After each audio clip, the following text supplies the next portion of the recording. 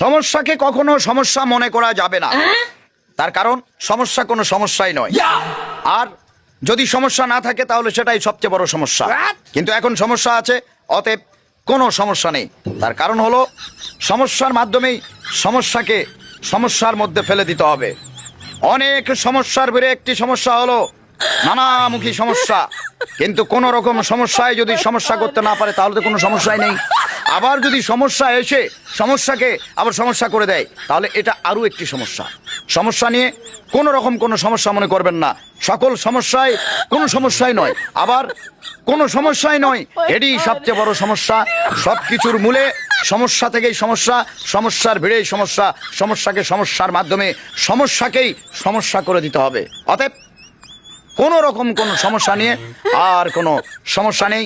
সকল সমস্যা অলরেডি এখন সমস্যার মধ্যে পড়ে গিয়েছে। আপাতত সমস্যাকে সমস্যা করে দিয়ে আমি নিজেই একটা সমস্যা হয়ে গেছি, আর কোনো সমস্যা নেই।